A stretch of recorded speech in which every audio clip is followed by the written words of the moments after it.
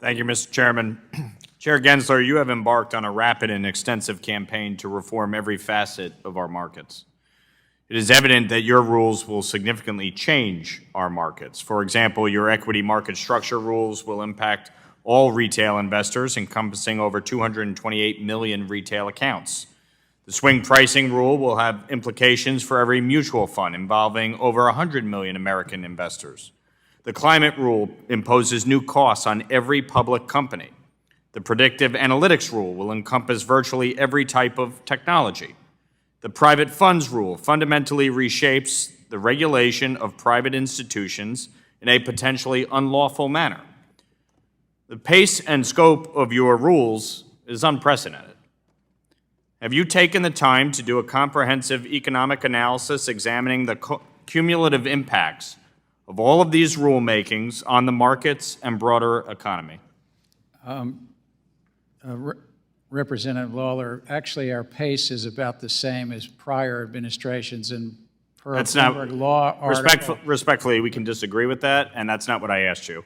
I asked you a very specific question. Have you taken the time to do a comprehensive economic analysis examining the cumulative impact of all of these rulemakings on the markets and the broader economy? Yes or no? On each of the rules, we do a robust economic analysis, and then if another rule is finalized, we incorporate that, and we take into consideration that interaction in the possible further rulemaking and adjust the economic baselines.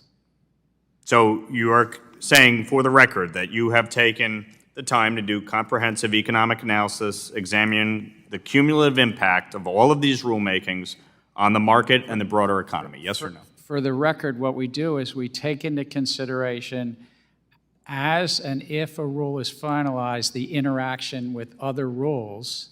Right. Because it changes what's called the economic baseline. Yes. So have you done the cumulative impact?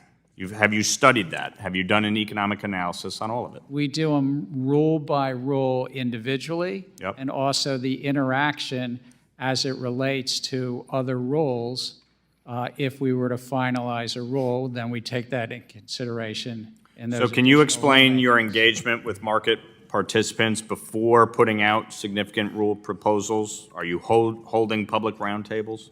We meet with the public extensively. Before the equity market rules, we had numerous meetings from when I came on in the summer of 2021 all the way through December of 22. Chair Gensler, California Governor Newsom recently confirmed his intention to sign 2 bills mandating climate disclosure into law. You mentioned to the press last week that the SEC's staff is, quote, going to take a look if it were to become law because it may change some of the economic baseline for our rule, end quote. It's evident that the law will indeed alter the economics of your rule. So can you make a commitment to allowing the public an opportunity to provide feedback on the Commission's updated economic analysis before finalizing the rule? We take in consideration public comment. We've had 16,000 comments, a lot of comments on the economics, and we often will adopt based on those comments. No. What I'm asking you is, based on the reevaluation, based on the potential change in law, will you commit to allowing the public an opportunity to provide feedback on the Commission's updated economic analysis before finalizing the rule? I would say this: we're compelled. This is an important thing. California. It's a pretty straightforward question. Will you allow the public to comment on the updated economic analysis before finalizing the rule? Yes or no? We would put it. We would Sir? If we finalize a rule, it would be part of that finalized rule. Okay. I know you like to obfuscate, but I'm honestly asking you sir, a very straightforward question. I understand. Can you commit? Where you're headed. Can you commit? No. The answer So you is won't no. commit. Thank you. At least you answered the question. Thank you. I want to touch on another factor here. The SEC recently proposed amendments to expand and update regulation systems compliance and integrity. The proposal would expand the scope of SCI entities to include certain registered broker-dealers for the first time. Feedback from market participants on this proposal suggests that the actual costs for this proposal are in the billions of dollars as a result of the SEC attempting to micromanage the technology setup of individual firms, yet these enormous compliance costs are conveniently absent from the SEC's cost-benefit analysis.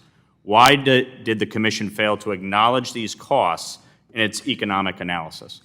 Gentleman's time has expired. If the chair will respond in written form.